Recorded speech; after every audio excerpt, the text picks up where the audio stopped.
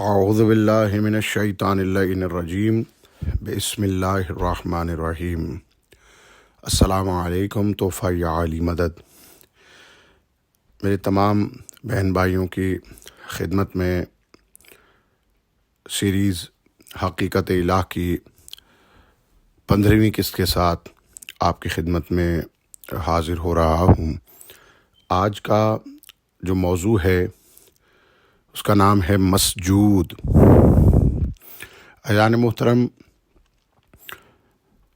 قرآن مجید میں ارشاد ہوا ہے وَاسْجُدْ وَاقْتَرِب۔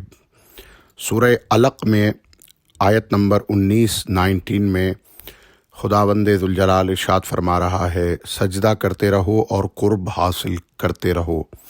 امام رضا علیہ الصلاۃ والسلام ارشاد فرماتے ہیں اقرب ما یکون العبد من اللہ عز وجل وہو ساجد وذالک قولہ تبارک وتعالی واسجد واقترب۔ مولا رضا نے فرمایا بندہ اس وقت اللہ کے قریب ترین ہوتا ہے جب وہ سجدہ کر رہا ہوتا ہے، اور اس کے بارے میں قرآن میں ارشاد ہے کہ اور سجدہ کرتے رہو اور قرب حاصل کرتے رہو۔ امام علی علیہ الصلاۃ والسلام نے فرمایا کثرت رکوع و سجود سے ہی اللہ کا قرب حاصل ہوتا ہے، لا یقرب من اللہ سبحانہ الا کثرت السجود والرکوع۔ یہ میزان الحکمت جلد نمبر 2 میں مولا کے ارشادات موجود ہیں۔ جب کوئی کسی کی محبت میں فنا ہو جاتا ہے تو محبوب کے سامنے جھک جاتا ہے، چاہے وہ محبوب اس قابل نہ بھی ہو۔ سجدہ بظاہر مقام پست ہے، مگر حقیقت میں جب کوئی بندہ اپنے خالق حقیقی کے لیے سجدے میں جاتا ہے تو اس وقت وہ بلندیوں کی انتہا پر چلا جاتا ہے۔ تبھی مولا صادق نے ارشاد فرمایا السجود منتہی العبادۃ من بنی آدم۔ میزان الحکمت جلد نمبر 2 صفحہ نمبر 1252 میں ارشاد ہوا سجدہ اولاد آدم کی عبادتوں کی انتہا ہے۔ قرآن میں سامعین گرامی قدر سجدے پر بہت سی آیات ہیں جن کا خلاصہ یہ ہے کہ اللہ نے سجدے کو پسند فرمایا ہے اور اپنی مخلوق سے سجدہ طلب کیا ہے۔ اس کے علاوہ زمین و آسمان میں جو بھی ہے وہ اللہ کو سجدہ کر رہا ہے۔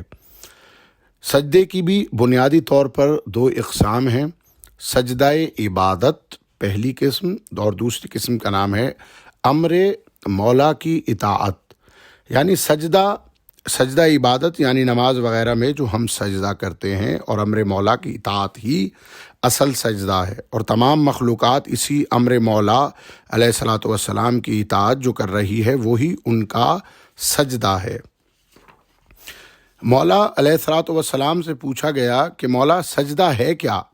تو امیر المومنین علیہ الصلاۃ والسلام کی بہت ہی نایاب یہ حدیث، جس کو اگر سونے کے حروف سے بھی لکھا جائے تو کم ہے، مولا فرماتے ہیں انہو قال السجود الجسمانی ہوا وضع عطائق الوجوہ علی التراب و استقبال الارض بالراحتین والکفین و اطراف القدمین مع خشوع القلب و اخلاص النیت والسجود النفسانی فراغ القلب من الفانیات والاقبال بکنہ الحم علی الباقیات وخلع القبر والحمیت وقطع العلائق الدنیویہ والتحلی بالخلائق النبویہ۔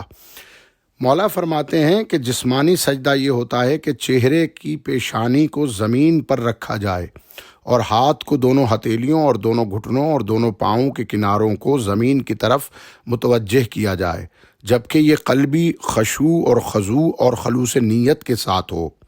نفسانی سجدہ یہ ہوتا ہے، یعنی نفس کا سجدہ یہ ہے کہ دل کو فانی چیزوں سے خالی کیا جائے، باقی چیزوں کی طرف پوری کوشش کے ساتھ توجہ کی جائے، تکبر اور تعصب کو اس سے جدا کیا جائے، دنیاوی تعلقات سے رابطہ منقطع کر لیا جائے اور اخلاق نبوی کے ساتھ خود کو سنوارا جائے۔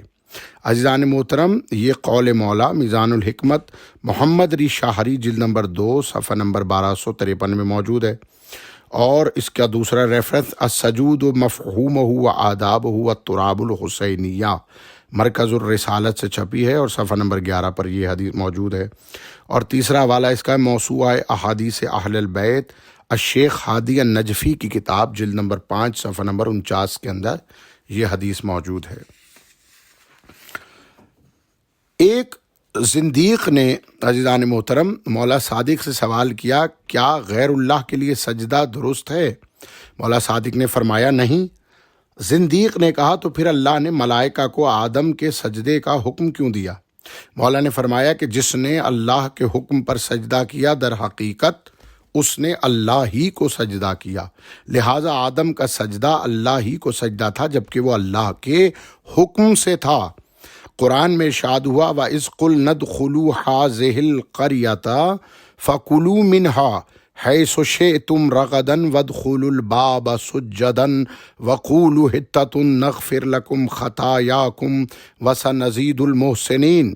سورہ بقرہ آیت نمبر 58 میں ارشاد باری تعالیٰ ہو رہا ہے، پھر یاد کرو جب ہم نے کہا تھا کہ یہ بستی جو تمہارے سامنے ہے اس میں داخل ہو جاؤ، اس کی پیداوار کھاؤ جہاں سے تم چاہو، مگر بستی کے دروازے میں سجدہ ریز ہوتے ہوئے داخل ہونا اور کہتے جانا ہمیں بخش دے، تو ہمیں بخش دے، تو ہم بخش دیں گے اور ہم عنقریب زیادہ اجر دیں گے نیکی کرنے والوں کو۔ وَرَفَعْنَا فَوْقَهُمُ الطُّورَ بِمِيثَاقِهِمْ وَقُلْنَا لَهُمُ ادْخُلُوا الْبَابَ سُجَّدًا وَقُلْنَا لَهُمْ لَا تَعْدُوا فِي السَّبْتِ وَأَخَذْنَا مِنْهَا مِيثَاقًا غَلِيظًا۔ اور ان لوگوں نے طور کو اٹھا کر ان سے عہد لیا، ہم نے ان کو حکم دیا کہ دروازے میں سجدہ ریز ہوتے ہوئے داخل ہوں۔ ہم نے ان سے کہا کہ سبت کا قانون نہ توڑو اور اس پر ان سے پختہ عہد لیا۔ مولا امام حسن عسکری علیہ الصلاۃ والسلام فرماتے ہیں، قال الامام علیہ الصلاۃ والسلام قال اللہ عز وجل وَاذْكُرُوا یا بنی اسرائیل اذ قلنا لأسلافکم وادخلوا هذه القرية وهي أريها من بلاد الشام وذلك حين خرجوا من التية فكلوا منها من القرية حيث شئتم رغدا واسعا بلا تعب وادخلوا الباب القرية سجدا مثل الله تعالى على الباب مثال محمد وعلي وأمرهم أن يسجدوا تعظيما لذلك المثال وَأَن يَجَدَّدُوا عَلَىٰ أَنفُسِهِمْ بَيْعَتَهُمَا وَاذْكُرُوا مَوَالَاتِهِمَا وَلْيَذْكُرُوا الْعَهْدَ وَالْمِيثَاقَ وَالْمَأْخُوذِينَ عَلَيْهِمْ لَهُمَا۔ امام حسن عسکری علیہ الصلاۃ والسلام تفسیر امام حسن عسکری میں ارشاد فرماتے ہیں کہ اللہ فرماتا ہے کہ اے بنی اسرائیل تم اس وقت کو یاد کرو جب ہم نے تمہارے باپ دادا سے کہا کہ تم اس بستی میں داخل ہو، اور وہ اریحا بلاد شام سے ایک شہر ہے۔ یہ حکم اس وقت ہوا تھا جب کہ وہ صحرائے طیہ سے نکلے اور اس شہر میں سے جہاں سے تمہارا جی چاہے بے زحمت اور رنج پیٹ بھر کر اور سیر ہو کر کھاؤ۔ شہر کے دروازے میں سجدہ کرتے ہوئے اندر داخل ہو، اور اللہ نے شہر کے دروازے پر ان کے لیے محمد صلی اللہ علیہ وآلہ وسلم اور علی علیہ الصلاۃ والسلام کی صورتوں کو متمثل کیا تھا، اور ان کو حکم دیا تھا کہ ان مثالی صورتوں کی تعظیم کے لیے سجدہ کریں اور ان کی بیعت اور محبت کے ذکر کو اپنے نفسوں میں تازہ کریں، اور جو اقرار ان کی ولایت و اعتقاد و افضلیت کا ان سے لیا گیا ہے اس کو یاد کریں، اور حتیٰ کہو یعنی یہ کہو کہ یہ ہمارا محمد و علی کی مثالوں کی تعظیم کے لیے اللہ کو سجدہ کرنا اور ان کی ولایت کا اعتقاد کرنا ہمارے گناہوں کا کھونے والا اور ہمارے قصوروں کو مٹانے والا ہے، تاکہ ہم اس عمل سے تمہاری گزشتہ خطاؤں کو بخش دیں اور اپنے پہلے گناہوں کو زائل کر دیں، اور جلد ہم نیکوکاروں کو ثواب زیادہ دیں گے۔ امیر المومنین علیہ الصلاۃ والسلام کی زیارت کے جملے ہیں، یا باب حطۃ اللہ، اے اللہ کے باب حطہ۔ باب حطہ وہ باب ہے جہاں سجدہ کرنا ہوتا ہے، اور اللہ کے باب حطہ کو علی علیہ الصلاۃ والسلام کہتے ہیں۔ اور یہ جملے السلام علیک یا باب حطہ، بہار الانوار علامہ مجلسی جلد نمبر 97 صفحہ نمبر 376 میں ہے۔ اور یہ جو زیارت کے جملے آپ کی خدمت پیش کیے یہ المزار الکبیر صفحہ نمبر 211 میں۔ اور پھر امام کا فرمان ہے نحن باب حطۃکم، مولا رضا نے فرمایا کہ ہم تمہارے لیے باب حطہ ہیں، یہ تفسیر عیاشی جلد نمبر 1 صفحہ نمبر 45 میں مولا کا قول موجود ہے۔ اب چونکہ محمد و آل محمد باب حتہ ہیں تو انہی کو سجدہ حقیقی کہلائے گا۔ دعائے جوشن صغیر میں مولا موسیٰ کاظم علیہ الصلوۃ والسلام فرماتے ہیں کہ بندہ سجدے میں جائے اور یہ کہے سجدہ وجہی الذلیل لوجہک العزیز الجلیل، سجد وجہی البالی الفانی لوجہک الدائم الباقی، سجد وجہی الفقیر لوجہک الغنی الکبیر۔ سجدہ کیا میرے کمتر چہرے نے تیرے عزیز اور جلیل چہرے کو، سجدہ کیا میرے فانی چہرے نے تیرے باقی رہنے والے چہرے کو، سجدہ کیا میرے محتاج چہرے نے تیرے غنی چہرے کو۔ جیسا کہ ہم نے باب المعبود میں بتایا کہ مخلوقات اللہ کے چہرے کی عبادت کرتی ہیں، اب اس باب میں ہم نے ثابت کر دیا کہ سجدہ بھی فقط اور فقط اللہ ہی کے چہرے کو ہے جو محمد و آل محمد ہیں۔ مومنین کے یقین میں اضافے کے لیے مزید احادیث پیش کرتے ہیں۔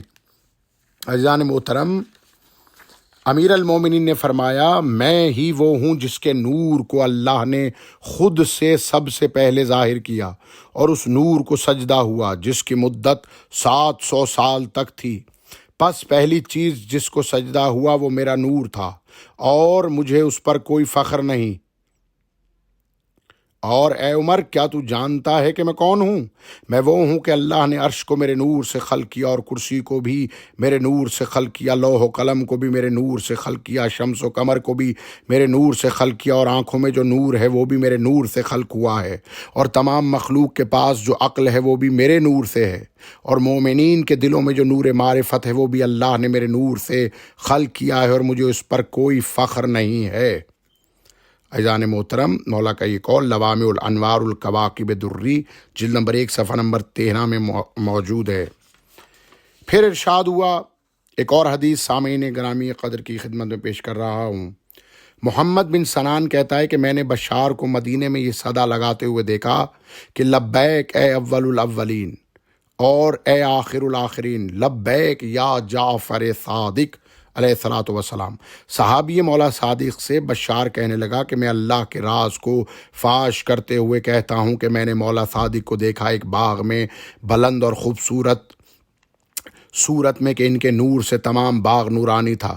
پس میں ان کو دیکھتے ہی سجدے میں گر پڑا۔ پس مولا نے مجھے دیکھتے ہی کہا کہ اپنے سر کو سجدے سے بلند کرو اور زمانے کے لوگوں کو جا کر کہو کہ اس طرح کی معرفت رکھ کر میرے پاس آئیں۔ میں نے کہا کہ ایسا کب کروں؟ مولا نے کہا جہاں لوگ جمع ہوں یا امتوں کا اجتماع ہو، بلند آواز سے ندا دو اور کہو کہ علی رب العالمین ہیں، اللہم صلی علی محمد و آل محمد۔ عزیزان محترم، پچھلی حدیثوں میں یہ بات واضح ہو چکی ہے، چونکہ علی اللہ کے تمام اوصاف، تمام صفات کے مظہر ہیں، اس لیے چونکہ اللہ کی صفات میں ایک صفت رب ہونا بھی ہے تو اس صفت کا مظہر مولا امیر کائنات ہی ہوں گے، جس کے سبب سے وہ رب العالمین کہلائیں گے۔ ایک شخص نے مولا رضا سے سوال کیا کہ خضر کو یہ جو طویل عمر کی کرامت عطا کی گئی، یہ کیوں عطا کی گئی؟ امام رضا نے فرمایا یہ جو طویل عمر خضر نے پائی ہے یہ اس لیے پائی ہے کیونکہ انہوں نے نور اہل بیت کو سجدہ کیا تھا۔ عزیزان محترم، امیر المومنین مسجد کے درمیان تشریف فرما تھے کہ ہم نے دیکھا کہ ایک بزرگ اور لمبے قد والا شخص مسجد میں داخل ہوا اور امیر المومنین کو سلام کے بعد سجدے میں گر گیا۔ اصحاب نے مولا سے پوچھا کہ یہ بزرگ شخص کون تھا؟ مولا نے فرمایا کہ یہ اللہ کے نبی خضر تھے۔ اللہ اکبر۔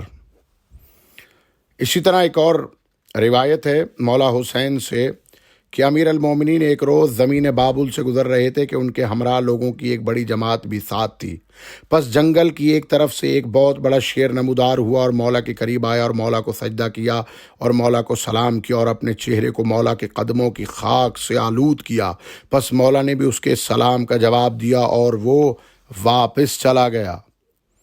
عزیزان محترم، ابن عباس نے اپنے باپ کا قول نقل کرتے ہوئے کہا کہ ابو طالب نے پیغمبر سے کہا کہ اے میرے بھائی کے بیٹے، کیا اللہ نے آپ کو رسول بنا کر بھیجا ہے؟ تو رسول نے فرمایا جی ہاں۔ حضرت ابو طالب علیہ الصلاۃ والسلام نے فرمایا مجھے اس کی کوئی نشانی دکھاؤ اور اس سامنے والے درخت کو اپنی طرف بلا لو۔ پس رسول اللہ نے درخت کو اپنی طرف بلایا تو وہ درخت چلتا ہوا رسول اللہ کے قریب آیا، یہاں تک کہ اس درخت نے رسول اللہ کو سجدہ کیا اور پھر واپس اپنی جگہ پر چلا گیا۔ تو پس سرکار ابو طالب علیہ الصلاۃ والسلام نے کہا کہ اے محمد صلی اللہ علیہ وآلہ وسلم، میں گواہی دیتا ہوں کہ آپ سچے ہیں۔ اے علی، اپنے اس ابن ام کے ساتھ نماز پڑھو۔ اللہ اکبر۔ عزیزان محترم،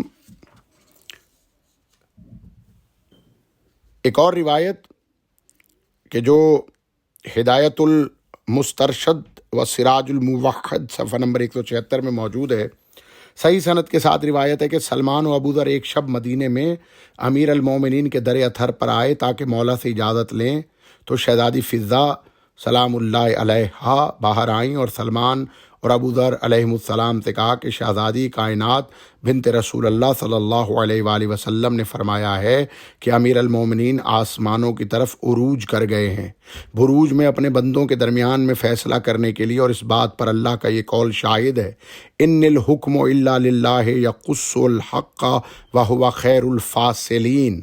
سورہ انعام آیت نمبر 57۔ حکم کا کلی اختیار اللہ کے پاس ہے، وہی امر حق بیان کرتا ہے اور وہی بہترین فیصلہ کرنے والا ہے۔ سلمان، مقداد اور ابوذر مولا کے دریا تھر پر مولا کے انتظار میں بیٹھ گئے اور ان کے امیر المومنین کا انتظار کرنے پر اللہ کا قول شاہد ہے هل ينظرون الا ان ياتيهم الله في ظلال من الغمام والملائكة وقضي الامر والى الله ترجع الامور۔ سورہ بقرہ آیت نمبر 210۔ کیا یہ لوگ اس بات کے منتظر ہیں کہ اللہ ان کے پاس بادلوں پر سوار ہو کر آئے اور فرشتے بھی آئیں ساتھ اور فیصلہ کر ڈالا جائے؟ آخرکار سارے معاملات پیش تو اللہ ہی کے حضور ہونے والے ہیں۔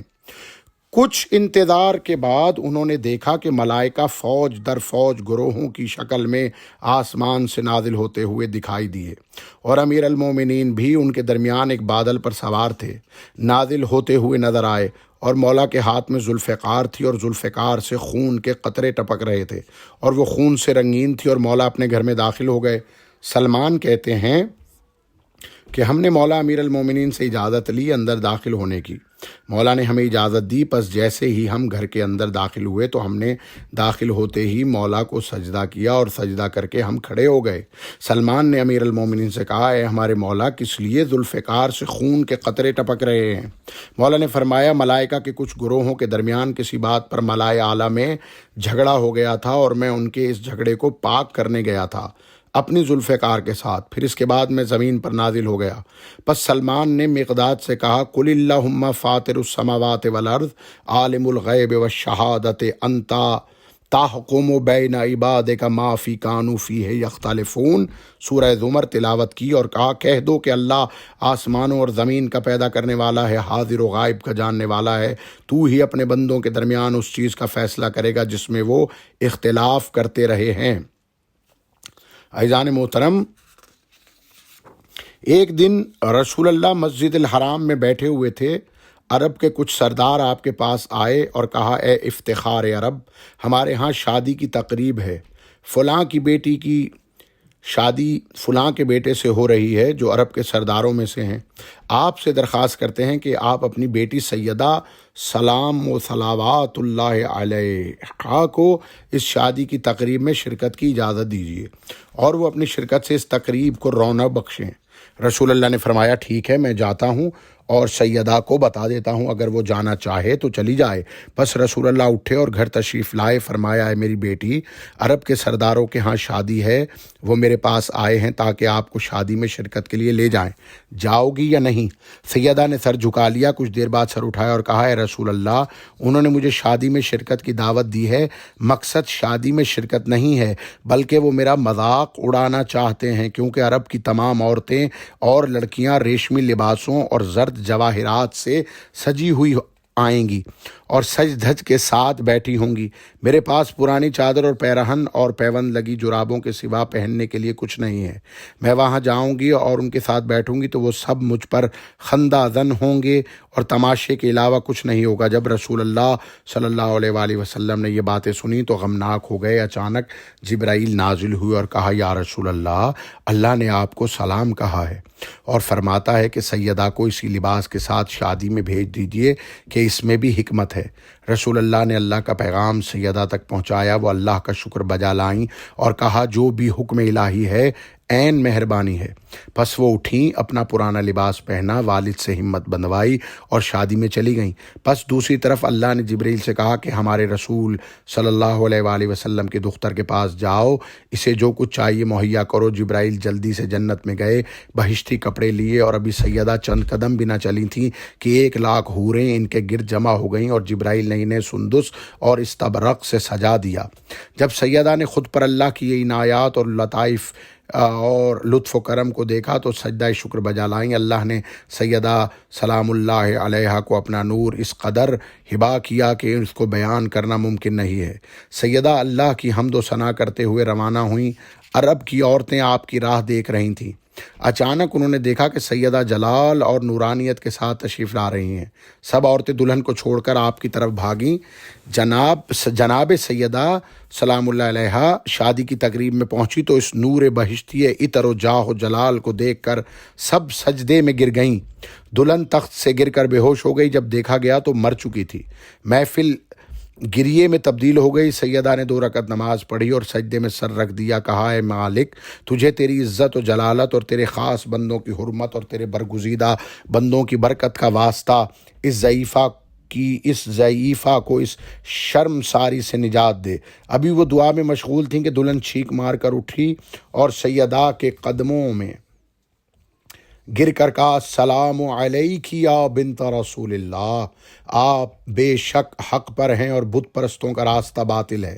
کہتے ہیں کہ اس روز مکہ میں دلہن کے رشتہ دار اور دوسرے لوگوں میں سے 700 مردوں اور عورتوں نے شرک کو ترک کر کے اسلام قبول کر لیا اور معجزے کی شہرت دوسرے شہروں تک بھی پہنچ گئی۔ اللہ اکبر۔ عزیزان محترم، یہ سب حدیثیں اس لیے آپ کی خدمت پیش کر رہا ہوں کہ اس میں آپ دیکھیں گے کہ انتہا اور ہر حدیث کا اختتام اسی بات پر ہے کہ جو بھی ہستی سامنے ائمہ طاہرین علیہ السلام سے ہے یا سیدہ ہیں تو سب کے سب سجدہ انہی کی ذاتوں کو کر رہے ہیں۔ ان کو سجدہ کرنا یعنی اللہ کو سجدہ کرنا ہے۔ آدم اور حوا بہشت میں گھوم رہے تھے اور اپنے حسن پر تعجب کر رہے تھے کہ ان کا گزر ایک ایسے محل کے قریب سے ہوا جو سرخ یاقوت سے بنا ہوا تھا اور اس کی خوبصورتی کی تعریف الفاظ میں بیان نہیں کی جا سکتی۔ مختصراً یہ کہ جب انہوں نے اس کا دروازہ بند دیکھا تو جبرائیل سے پوچھا، اس میں کیا ہے؟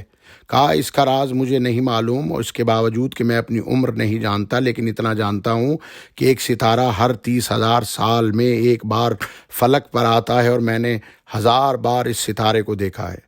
اس محل کا دروازہ بند دیکھا ہے۔ آدم نے اللہ سے حقیقت حال پوچھی۔ آواز آئی، ہے جبرائیل، محل کا دروازہ کھول دو۔ اس نے دروازے پر ہاتھ رکھا، دروازہ کھل گیا اور آدم و حوا اندر داخل ہو گئے۔ انہوں نے سرخ یاقوت سے بنا ہوا ایک تخت دیکھا جس پر ایک خاتون سلام و صلوات اللہ علیہ بیٹھی ہوئی تھیں کہ جس کے جمال و کمال کو دیکھنے کی آنکھوں میں تاب نہ تھی۔ نور کا ایک تاج ان کے سر پر، گلے میں زمرد کا بنا ہوا گلو بند، کانوں میں لولو کے 2 گوشوارے تھے۔ ستارے ان کے گرد اور 1,00,000 حوریں سینے پر دست ادب باندھے کھڑی تھیں اور شرم سے دائیں اور بائیں نہیں دیکھ رہی تھیں۔ آدم اور حوا نے خیال کیا کہ یہ اللہ ہے، دونوں سجدے میں گر گئے۔ جبرائیل نے کہا، اے آدم، جانتے ہو یہ کون ہستی ہیں؟ کہا، ہمیں نہیں معلوم۔ کہا، یہ پیغمبر آخر الزمان کی دختر ہیں کہ ان کی وجہ سے تجھے اور دوسری مخلوقات کو پیدا کیا اور انہیں لولا کلمہ خلقت الافلاق سے مخاطب کیا ہے۔ آدم نے کہا، ان کے سر پر یہ نور کا تاج کیا ہے؟ کہا، یہ تاج ان کے والد بزرگوار محمد صلی اللہ علیہ وآلہ وسلم ہے۔ پوچھا، ان کی گردن میں یہ گلو بند کیا ہے؟ کہا، کسی آنکھ میں اس کو دیکھنے کی تاب نہیں۔ کہا، وہ ان کے شوہر امیر المومنین علیہ السلام کی ولایت کا نور ہے۔ پوچھا، یہ نور کے 2 گوشوارے کیا ہیں؟ کہا، یہ ان کے 2 بیٹے حسن اور حسین علیہم السلام ہیں۔ عزیزان محترم، ایک اور حدیث آپ کی خدمت میں پیش کرتا ہوں۔ امام جعفر صادق نے فرمایا، اگر تمہاری کوئی حاجت ہو تو 2 رکعت نماز پڑھو، اور نماز کے بعد اپنی پیشانی کو خاک کربلا پر رکھ دو اور 100 مرتبہ یا فاطمہ سلام اللہ صلوات اللہ علیہ کہو، اور اس کے بعد دائیں طرف رخ پھیر کر 100 مرتبہ یا فاطمہ، اور اس کے بعد بائیں طرف رخ پھیر کر 100 مرتبہ یا فاطمہ کہو، اور آخر میں دوبارہ اپنی پیشانی کو سجدہ گاہ پر رکھو اور 100 مرتبہ یا فاطمہ کہو، اللہ تمہاری حاجت کو پورا کرے گا۔ اللہ اکبر۔ عزیزان محترم، جابر نے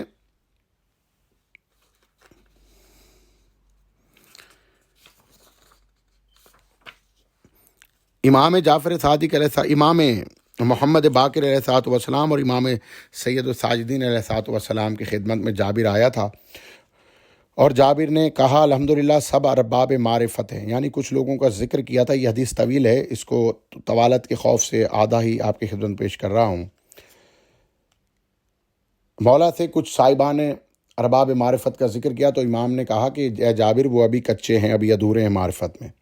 تو مولا نے فرمایا کہ ان کو ہمارے پاس لے آؤ، اور جب وہ سامنے لے آیا تو جابر جلدی کر رہا تھا، تو امام نے فرمایا جابر جلدی نہ کرو، ذرا ان سے پوچھ کیا امام سجاد امام باقر کی شکل میں اور امام باقر امام سجاد کی شکل میں تبدیل ہو سکتے ہیں؟ میں نے ان سے یہی سوال کیا، وہ سب خاموش ہو گئے اور کسی نے کوئی جواب نہ دیا۔ آپ نے فرمایا میں نے تجھے یہی سمجھانے کی کوشش کی تھی کہ ابھی ان میں کافی خامی ہے۔ امام باقر نے ان سے فرمایا یہ تمہیں چپ کیوں لگ گئی ہے، بولتے کیوں نہیں؟ انہوں نے کہا کہ ایک دوسرے کی طرف دیکھا اور عرض کیا فرزند رسول، ہمیں یہ علم نہیں، آپ ہی فرمائیں۔ آپ نے مولا امام محمد باقر کی طرف دیکھ کر ان سے فرمایا یہ کون ہیں؟ انہوں نے عرض کیا کہ آپ کا فرزند محمد باقر ہے۔ آپ نے فرمایا میں کون ہوں؟ انہوں نے کہا کہ آپ حسین کے بیٹے سجاد ہیں۔ اچانک امام محمد باقر اپنے والد کی شکل میں تھے اور مولا سجاد اپنے فرزند امام محمد باقر کی صورت میں تھے۔ ہم نے کہا لا الہ الا اللہ، تو امام نے فرمایا فقال الامام، امام زین العابدین علیہ الصلوۃ والسلام لا تعجبوا من قدرت اللہ انا محمد و محمد انا، فرمایا کہ اے لوگو اللہ کے قدرت سے تعجب نہ کرو، میں محمد ہوں اور محمد میں ہے۔ اور امام باقر علیہ السلام نے فرمایا وقال محمد یا قوم لا تعجبوا من امر اللہ انا علی و علی انا، اے لوگو اللہ کے امر میں تعجب نہ کرو، میں علی ہوں اور علی میں ہے۔ وکلنا واحد من نور واحد وروحنا من امر اللہ، اولنا محمد و اوسطنا محمد و آخرنا محمد و کلنا محمد، ہم سب واحد ہیں، ایک نور سے ہیں، ہماری روح امر اللہ سے ہے، ہمارا پہلا بھی محمد، درمیان والا بھی محمد، آخری بھی محمد، ہم سب کے سب محمد ہیں۔ اللہ اکبر، اللہم صلی علی محمد و آل محمد۔ جب ہم نے یہ سنا تو سب نے اپنی پیشانی امام کے سامنے سجدہ میں رکھی اور کہا آمنا بولایتکم و بسرکم و بعلانیتکم و اقررنا بخصائصکم، ہم آپ کی ولایت پر ایمان لائے، آپ کے پوشیدہ راز پر ایمان لائے اور آپ کے ظاہر پر ایمان لائے، ہم آپ کے تمام خصائص نورانیہ کا اقرار کرتے ہیں۔ اس وقت امام سجاد نے فرمایا اپنے سروں کو سجدے سے اٹھاؤ، تم اب عارف فائز المرام اور شیعہ مستبصر ہو، تم کامل الایمان اور بالغ النظر، اور مقصرین سے بیان نہ کرنا، ان کو معرفت نہیں یعنی مقصر ملعون، ان کے کلنا محمد ہونے کے منکر ہیں، ولایت کے منکر ہیں اور امام کو سجدہ کرنے کے منکر ہیں۔ اسی طرح جب منصور عباسی نے مولا صادق علیہ الصلوۃ والسلام کے قتل کا ارادہ کیا تو اہل فارس کی ایک جماعت کو بلوایا کہ جن کو بارر کہا جاتا تھا۔ عام لوگوں کو ان سے آشنائی نہ تھی، لوگ ان کو نہیں جانتے تھے کہ یہ کون ہیں۔ یہ جماعت 100 افراد پر مشتمل تھی۔ منصور نے ان لوگوں کو قیمتی ریشمی کپڑوں اور مال و دولت سے نوازا اور مترجم کے ذریعے ان سے کہا میرا ایک دشمن ہے، وہ رات کو میرے پاس آئے گا، تم اسے قتل کرنا۔ جب رات آئی تو وہ لوگ ہتھیار سجا کر منصور کے حکم کی تعمیل کے لیے تیار ہو گئے۔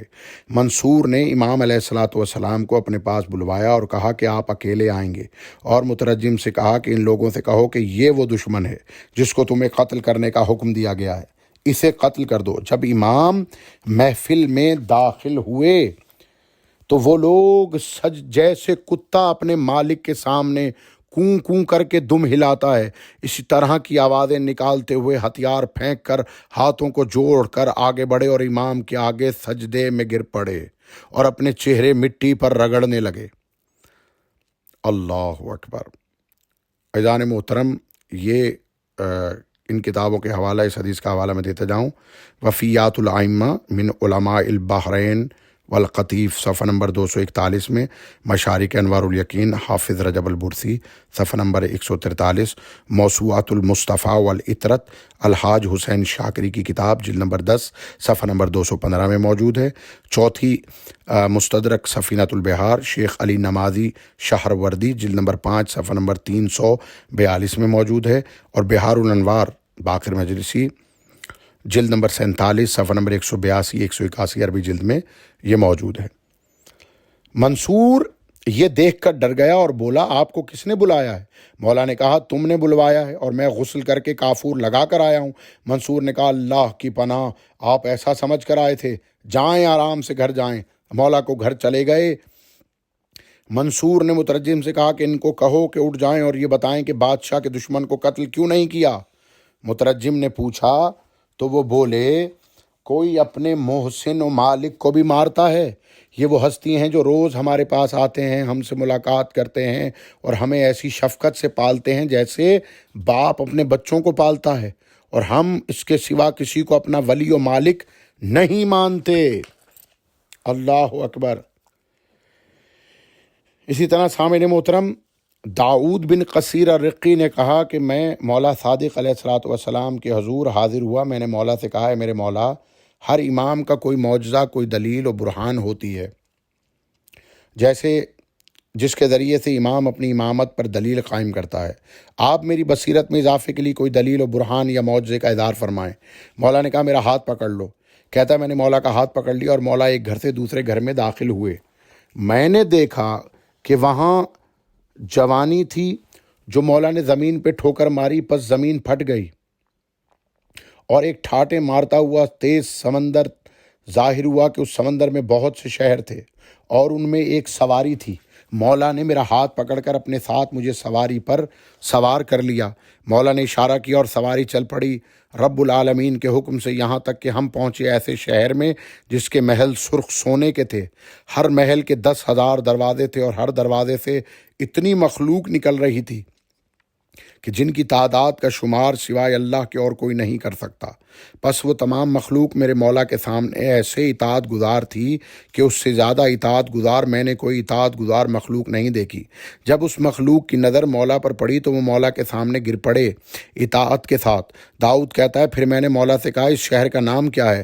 مولا نے فرمایا، یہ جا بلقا ہے، اور جا بلقا کے لوگوں نے دعوت محمد و آل محمد کو قبول کیا ہے۔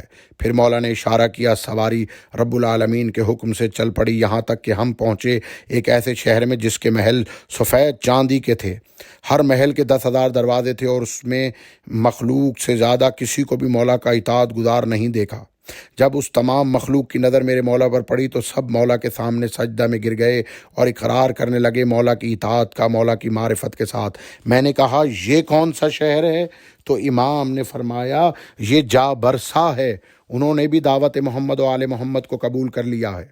پھر مولا نے داؤد سے کہا، تو نے یہ دریا دیکھا ہے؟ داؤد کہتا ہے، میں نے اپنے پیچھے ایک سمندر اور بیابان دیکھا اور وہاں میں نے مطیع تر مخلوق کو دیکھا کہ ان سے زیادہ میں نے کسی کو اطاعت گزار نہ دیکھا۔ مولا نے فرمایا، داؤد اپنے سر کو بلند کرو۔ داؤد کہتا ہے، جب میں نے اپنا سر بلند کیا تو میں نے دیکھا کہ میرے مولا عرش پر تھے اور تمام ملائکہ ان کو سجدہ کر رہے تھے۔ تو پس میں نے کہا، میں گواہی دیتا ہوں کہ آپ ویسے ہی ہیں جیسا آپ نے کہا اور آپ کی بات حق ہے۔ عزیزان محترم، دیکھ رہے ہیں کہ ہر مقامات پر سجدے کس طرح مولا کی خدمت میں پیش کیے جا رہے ہیں، چاہے وہ ملائکہ ہوں یا وہ اس دنیا کے علاوہ کوئی مخلوق ہو یا اس دنیا کی مخلوق ہو، سب کے سب یہ جانتے ہیں کہ سجدہ کس ذات کو کرنا ہے۔ مسیب نے بیان کیا کہ رشید نے امام موسیٰ کاظم کے قتل کا ایک منصوبہ بنایا اور اپنے نوکروں سے کہا کہ مجھے ایسے لوگ چاہیے جو نہ اللہ کو جانتے ہوں نہ رسول کو، تاکہ میں اپنے ایک کام میں ان سے مدد لے سکوں۔ رشید کو ابدا منامی قوم کے 50 افراد پر مشتمل لوگوں سے متعارف کروایا گیا۔ رشید نے ان کو زر و جواہر سے نوازا اور مترجم سے کہا ان سے پوچھے کہ تمہارا رب کون ہے۔ انہوں نے مترجم کو جواب دیا کہ ہم کسی رب کو نہیں مانتے، ہم نے تو یہ لفظ پہلی بار سنا ہے۔ رشید نے مترجم سے کہا کہ ان سے کہو کہ اس کمرے میں جو آدمی ہے امام موسیٰ کاظم علیہ الصلوۃ والسلام، ان کے ٹکڑے کر دو۔ یہ جنگلی قید خانے میں داخل ہوئے۔ رشید دیکھ رہا تھا کہ کیسے قتل کرتے ہیں۔ جب ان جنگلیوں کی نظر امام موسیٰ کاظم پر پڑی تو انہوں نے ہتھیار پھینک دیے اور سجدے میں گر گئے، اور ان کی آنکھوں سے آنسو بہہ رہے تھے۔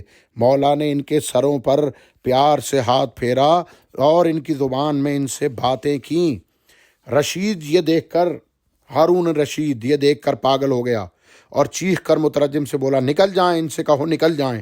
یہاں سے مترجم نے ان کو نکال جانے کا حکم دیا تو وہ لوگ الٹے پاؤں باہر آنے لگے، اور امام کے احترام میں یہ عالم تھا کہ انہوں نے باہر نکلتے ہوئے امام کی طرف پیٹھ نہیں کی۔ سبحان اللہ۔ یہ ایک قسم کے عزیزان محترم جنگلی لوگ تھے، اور یہ اس قسم کے جنگلی لوگوں کو بلایا گیا تھا نہ جن کا کسی بھی سویلائزیشن سے کوئی تعلق نہیں تھا، نہ وہ اللہ اور رسول کو جانتے تھے، نہ وہ رب کے معنی سے واقف تھے، نہ اللہ کے معنی سے واقف تھے۔ یہ ٹوٹل یعنی ان کی زبان ہی کوئی اور تھی۔ تو اس طرح کے لوگوں کو بلایا گیا تاکہ وہ انجانے میں نہ پہچانتے ہوئے امام کو قتل کر دیں۔ لیکن جب امام ان کے سامنے آئے، اللہ کا نور ان کے سامنے آیا تو وہ فوراً سجدے میں گر پڑے اور گڑ گڑا کر مولا کے سامنے رونے لگے۔ تو آپ نے دیکھا کہ ایسی قوم جو صحراؤں میں رہتی ہے، جنگلوں میں رہتی ہے، وہ بھی جانتے ہیں کہ سجدہ کس کی بارگاہ میں دینا ہے۔ ابو محمد مولا امام حسن بن علی الثانی سے منقول ہے کہ امام موسیٰ کاظم نے اپنی شہادت سے 3 دن پہلے مسیب کو بلایا اور اس سے فرمایا میں آج تمہارے پاس سے کوچ کر کے اپنے نانا کے شہر مدینہ جا رہا ہوں، تاکہ اس شخصیت کو عہد امامت سونپ آؤں جو میرے بعد امامت کی ذمہ داریوں کو ادا کرتے ہوئے یہ عہد پورا کرے گا۔ مسیب کہتا ہے یہ سن کر میں نے عرض کیا ہے میرے مولا و آقا، آپ مجھے کیسے یہ حکم دے رہے ہیں جبکہ محافظ سپاہی قید خانے کے دروازے پر موجود ہیں اور قید خانے کے تمام دروازے بند ہیں؟ میں کیسے آپ کے لیے دروازہ کھول سکتا ہوں جبکہ میرے ہمراہ دروازوں پر محافظ سپاہی کھڑے ہوئے ہیں؟ یہ سن کر آپ نے فرمایا مسیب، تمہارا اللہ اور ہم پر عقیدہ اور یقین کمزور ہے۔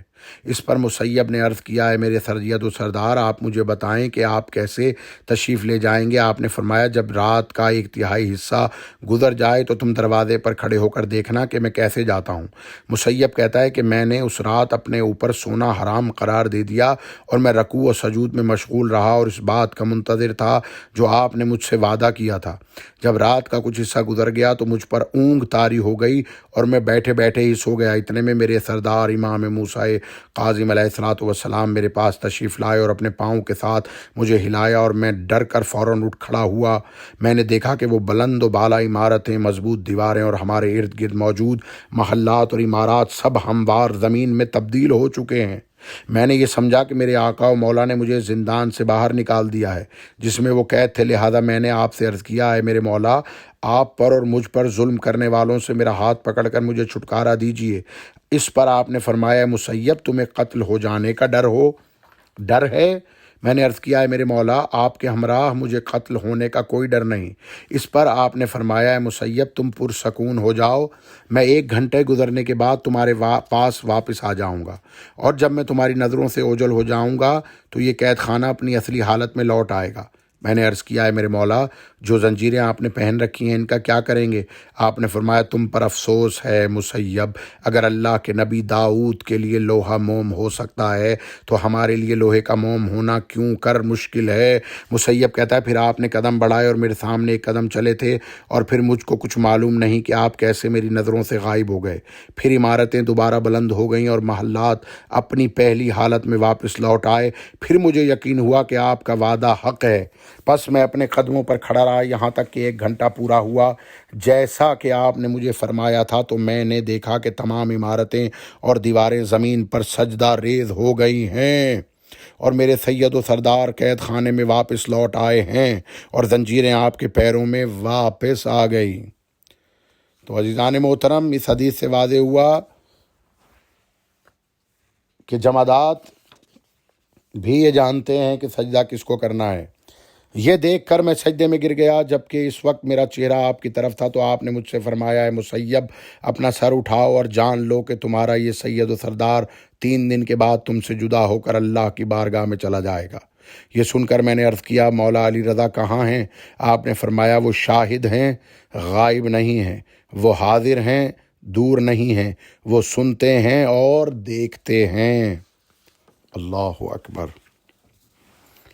اذان محترم، ابراہیم بن بلتون اپنے والد سے نقل کرتا ہے کہ اس نے کہا کہ میں متوکل عباسی ملعون کے دربانوں میں سے ایک دربان تھا۔ ایک دن اسے خضر کی طرف سے 50 غلام بطور ہدیہ بھیجے گئے۔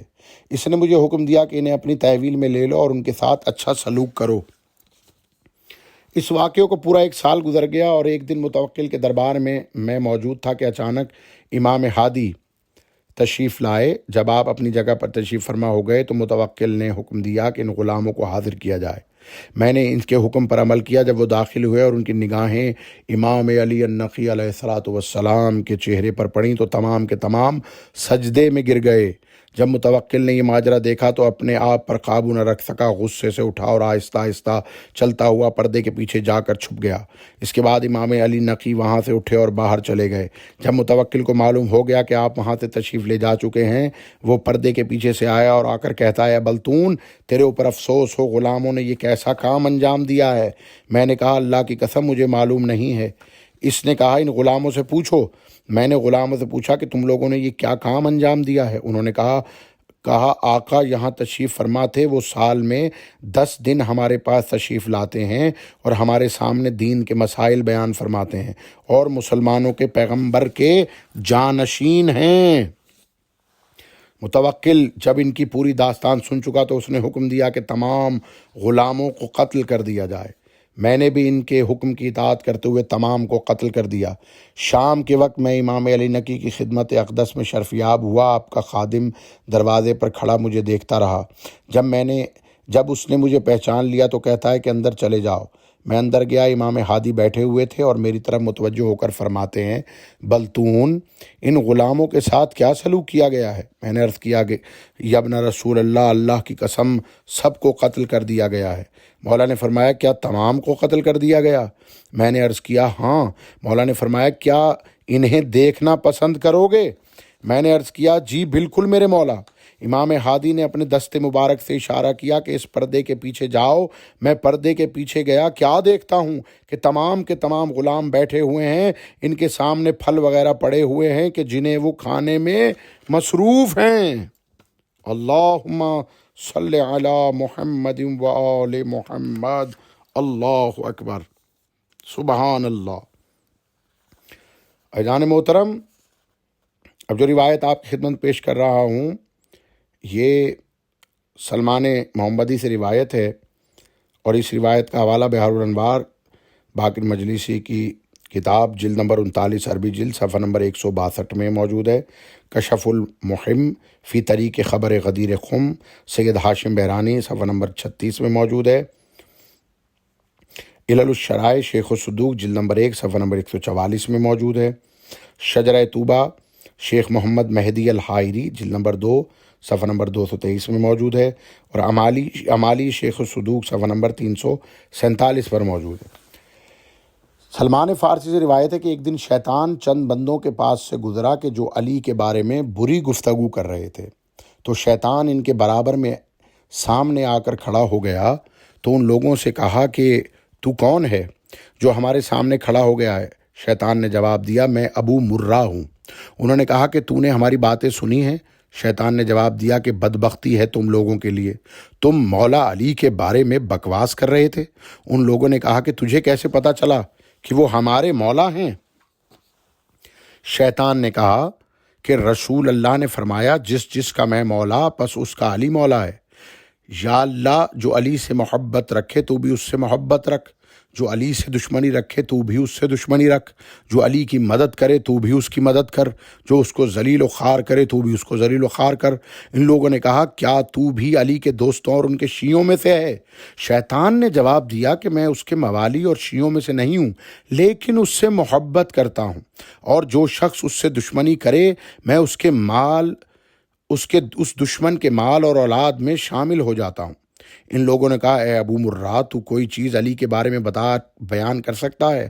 شیطان نے جواب دیا سنو اے گروہ ناقصین، قاسطین اور مارقین، میں نے جنوں میں 12,000 سال اللہ کی عبادت کی ہے، تو جب اللہ نے جنوں کو ہلاک کر دیا تو میں نے اپنی تنہائی کا اللہ سے شکوہ کیا، تو اللہ نے مجھے آسمان کی طرف بلند کر دیا، اور میں نے دنیا کے آسمان پر 12,000 سال اللہ کی عبادت کی اور فرشتوں کے ساتھ اللہ کی عبادت میں مصروف رہا، اور ہم اللہ کی تسبیح و تحلیل بیان کرتے تھے کہ ایک نور ہم نے دیکھا کہ تمام فرشتے اس کے سامنے زمین پر سر رکھے ہوئے سبوحن قدوسن کی تسبیح کر رہے تھے، اور کہہ رہے تھے کہ یہ فرشتہ مقرب ہے یا نبی مرسل کا نور ہے۔ تو اللہ کی طرف سے آواز آئی کہ نہ یہ فرشتہ مقرب کا ہے نور اور نہ ہی نبی مرسل کا، بلکہ یہ نور علی کی تینت کا نور ہے۔ سبحان اللہ! یعنی آسمان پر ملائکہ شیطان ہی کیوں نہ ہو، ملائکہ مقربین ہی کیوں نہ ہو، وہ سب کے سب مولا علی کی تینت، نور کی تینت کو سجدہ کرتے ہیں۔ امیر المومنین علیہ السلام کا خود کا ارشاد ہے، مجمع النورین کتاب میں، شیخ ابو الحسن مروندی کی کتاب ہے مرندی، صفحہ نمبر 339 میں لکھتے ہیں، امیر المومنین نے فرمایا انا باب السجود، میں سجدوں کا دروازہ ہوں۔ اور پھر قرآن مجید کی ایک آیت میں ارشاد ہوا، سورہ انشقاق آیت نمبر 21 وَإِذَا قُرِئَ عَلَيْهِمُ الْقُرْآنُ لَا يَسْجُدُونَ، جب ان پر قرآن پڑھا جاتا ہے تو یہ سجدہ نہیں کرتے۔ تو اس کے بارے میں اس کی تفسیر اور اس کی انٹرپریٹیشن تعویل میں امام صادق علیہ السلام فرماتے ہیں اینما کنت وسمعت اسم امیر المؤمنین الا وجب علیک السجود، امام صادق فرماتے ہیں تم جہاں بھی ہو اور اسم امیر المؤمنین علی سنو، تم پر سجدہ واجب ہو جاتا ہے۔ سبحان اللہ! اور یہ کتاب فضائل الحیدریہ کے اندر موجود ہے۔ اللہم صلی علی محمد و آل محمد۔ عزیزان محترم، آج کی یہ ویڈیو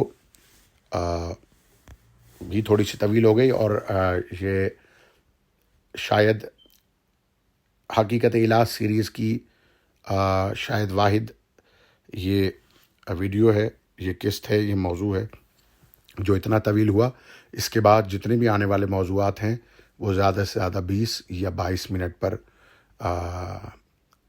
مکمل ہو جایا کریں گے، اور اس آخری اور نورانی اور معرفت سے بھرپور حدیث کے ساتھ میں اپنے تمام بہن بھائیوں سے اجازت چاہتا ہوں، ان دعاؤں کے ساتھ کہ مولا امام زمانہ علیہ الصلوۃ والسلام ہمیں ان احادیث کو سمجھنے کی توفیق عطا فرمائیں، اور میرے مولا ہمیں ان پر یقین کامل کی توفیق عطا فرمائیں، اور ہمارے زمانے کے امام ہمیں اپنی معرفت، اپنی زیارت اور رابطہ عطا فرمائیں، اور ہمارے تمام مومنین بہن بھائیوں کی جو بھی پریشانیاں میرے مولا ان کو دور فرمائیں، اور ہمیں زیادہ سے زیادہ اپنی معرفت کی توفیق عطا ہو۔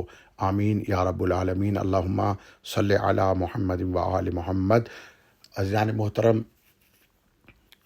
آپ حضرات کی خدمت میں جانے سے پہلے یہ بھی عرض کرتا چلوں کہ آپ کا بہت بہت شکر گزار ہوں، مشکور ہوں کہ آپ ہمارے چینل کو سبسکرائب کر رہے ہیں، کمنٹس دے رہے ہیں، لائک کر رہے ہیں، اور اسی طرح سے اس سلسلے کو جاری رکھیے۔ میرا التماس ہے کہ ہمارے چینل کو زیادہ سے زیادہ سبسکرائب کیجئے، شیئر کیجئے ہماری ویڈیوز کو، اور کمنٹس دیجئے، اور لائک کرنا نہ بھولیں، اور بیل آئیکن کو دبانا نہ بھولیں، تاکہ جتنی بھی اقصاءات میں آپ کے لیے ریکارڈ کرتا ہوں وہ آپ کو پہلی فرصت میں آپ تک پہنچ جائیں۔ اللہم صلی علی محمد وآل محمد۔ السلام علیکم تحفہ یا علی مدد۔ اللہم لعن کل جبت و طاغوت، اللہم عذبہم عذابا یستغیث منہ اہل النار، آمین یا رب العالمین۔